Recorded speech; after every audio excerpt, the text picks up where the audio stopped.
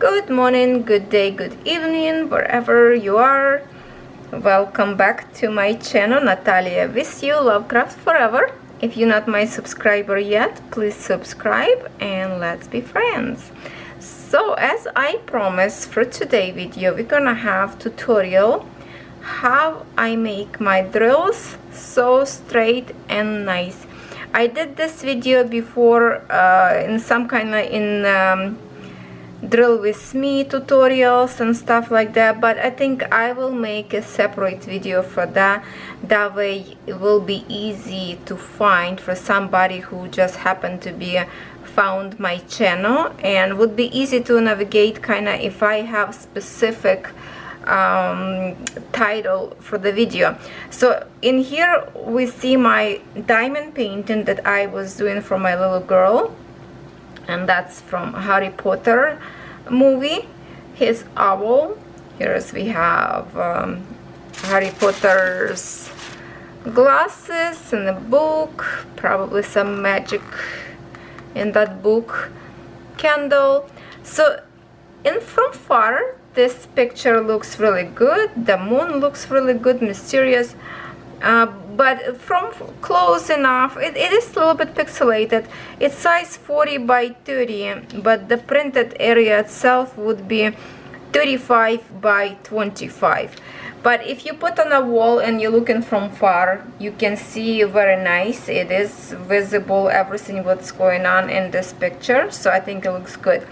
Now what I did not try to make my canvas perfectly straight lines, plus almost all this canvas I did with my multi-placer. And if you do not see first part of my video that I showed you, I use this multi-placer that's picking 7 beads, and I drill mostly with this point, with this placer. Why? Because this placer always will make your canvas look messy. The line will be wiggled because it's not possible to create perfect diamond painting with the multi-placer instead of using a one, or at least my favorite, three-placer. It's easy to make your line even, but because of the purpose of this video I use 7 placer as much as possible, and that's why if I can zoom in for you later close up, you will see how those lines wiggle. This way vertical is not bad yet, but if we look later lines horizontal, they are really bad. So what we will need for this tutorial, we will need first of all some kind of tools, rollers. This one I got in my local store. Also before I had some links, I found this roller on Amazon. Also this one Amazon, any scrapbooking store, I think Michael's even will have this one. Also AliExpress, I can link it up for you. Lots of people using this braider for the inks, for the paper craft. But this is wonderful tool to finish your diamond painting. Also we can use 2 of the straightener. Also I will try to find all the links for you. I did have before links, I just have to see if they are still in those stores, or I have to find different links for you. This little tool right now, Dreamers Design carrying their new kits, which is grand opening of the store will be on 25th, just a day away. But if you have this tiny one, it's good to use for the starters. If you don't have any different one, I will use this big one because it's really thin, and it's just gonna cover bigger area to do at once, more than just with this tiny one. Plus it's sturdy, it's not bendable, so the line will go very, very straight. So this is what we do. So after usually I finish my diamond painting, I put my, let me put this tools away, I put my cover back on my diamond painting, and I'm just gonna start like from the center and out Okay, so if something you have a beads that has like a pop and bead situation, it will push them from inside out and make a more room, maybe a little bit more behind those borders. Also, if you will hear some clicking, it's mean your bead was staying on the top of the other bead a little bit and wasn't placed straight into the glue on the canvas. Right now I'm not trying to push too hard. I just want to make sure my beads all on the glue so I can proceed with my next step, and I will roll one more time on the very end. Now what we're going to do, I'm gonna open, put this cover away for now, and we will investigate with you first. I want to show you lines. I will zoom camera very close so you can see how this look like now and how this gonna look like when we finish. Let's just try zoom as much as possible. Okay, now can we see how those lines wiggles? Well, for example, very well you can see on a lighter color, for example in here. For me this is not acceptable at all. This is like, it's so not straight, you see this way, and this is even vertical. And I was doing it as like, I'm not trying to do I didn't try purposely to do very bad drilling, but with multi-placer that's what you're gonna get if you don't want to fix it later. And usually on the light colors you can see better. Here is kind of not bad. The purples is wiggle. Now let's see if I flip horizontal. Horizontal, that's what mostly you will see drills are dancing all over. Can we see in a black? Okay, we can see in a black. And also what I see on the camera, it's a puppy hair. Just a minute. I will grab my magnifying glass and I will find it somewhere in here. Oh, okay. Always look with magnifying glass to check. Like in here lines are so bad. You see that? I'm gonna see the, I want to show you all the juicy spots. Like here is a mess. And you know what better will be for you to show? Let me put lights under, because we want to see all my bad drilling. We want to see all. I'm gonna put my my light pad under. Let me just turn on, and through the lights now you can see good there. You see how ugly looking that is, how it's not straight. And I'm just gonna move around so you can see the whole canvas. So mostly what will look on the canvas is the way it's facing us properly, right, this way. So the most perfect should be vertical lines. If you see this, you have to fix it.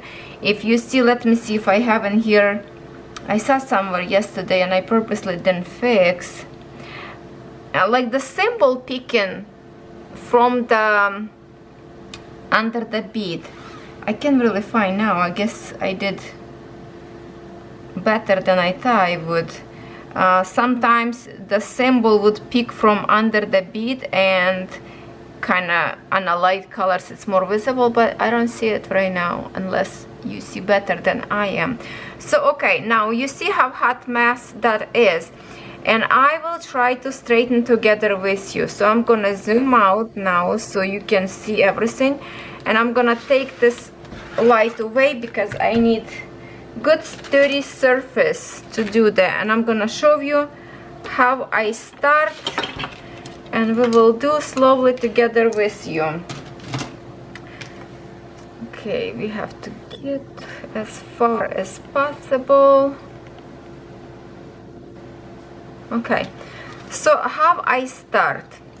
I start from the very edge, and I do push beads first, my first row. Make sure it's straight, my first row. Sometimes See, it would be like push into the glue. But then I start from the very edge and do my first row by separating all those beads. It will be kind of like I'm dragging my straightener right into the glue, not pushing too hard so I don't damage glue. And sometimes beads would come out more into the side. But when I do my first line, this is kind of like my starting point. So now I have more room between first row and second row. So when I push my second row will push into the first one by making me more room between 2 and 3. So every time I do one line at a time, it will push each other. So this side will be straight, and this one, of course, we will have to do it. So this is kind of time consuming, but if you get into it, you can do like back and forth. You can do one line up and then switch to next line from the top, and to the bottom go already your next row. Oopsie, missed the row. Okay, just make sure it goes straight into the line without jumping into next row and messed up your diamond painting. Sometimes when I do this, and if my beads are too tight with each other, they can push away from the glue. So that's why on the very end I will roll them again, and I'm not always go all the way to the glue, just if it's enough room to kind of push and separate those lines, because when you're dragging this big tool straight, it will even up them. Sometimes you need only, you know how bead kind of touching each other, right, like this. So you just have to go between them without even touching the glue. The surface of the cuts on the beads will kind of push each other as well and make your line better. So this is a long process. I don't know if I missed the line now by talking, but that's what you need to do if you want to have your... Usually I just do once and back and start from the bottom. That way kind of like it's faster. Just go forward and back on the same row, or just keep going and going.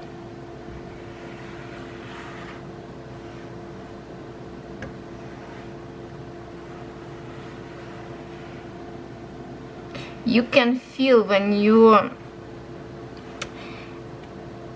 you go like this, you can feel under your hand how beads pushing each other and kind of moving away. You can feel it by the movements of them. So this is what I do almost with every of my canvases. If I create canvas with just a one placer, then I don't have to do this because I know my beads will be straight anyway.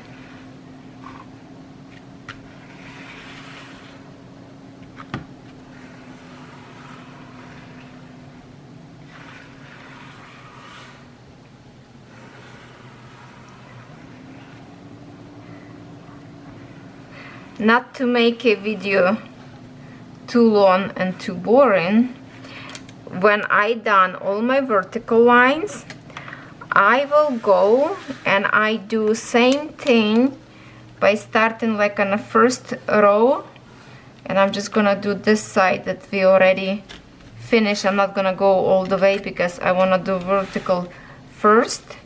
So I'm just like pushing my beads in here to make it straight, and then I will do every single row horizontal, and that way from both sides your beads will even up. And we can see a little bit with you right now. Let me just sometimes I push my beads, I just push them away if I go too far to the glue. Depends how much pressure I put, so just be careful.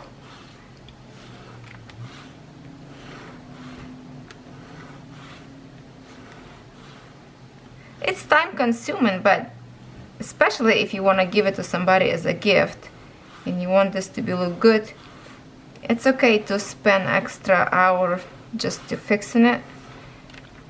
If you don't want to spend extra hours longer and place by one drill pick, so at least fix this later on the end. So that's what I do, ladies and gentlemen, with my canvases. Then looks wiggle. Sometimes I just do, if my canvas look okay and just some line not straight, or at least like, you know, all the way around to make them not sticking out over the printed area. You can do that. Okay, so let me see. Let me see if it's any better. I think looks better now. Let's see just this corner in here a little bit.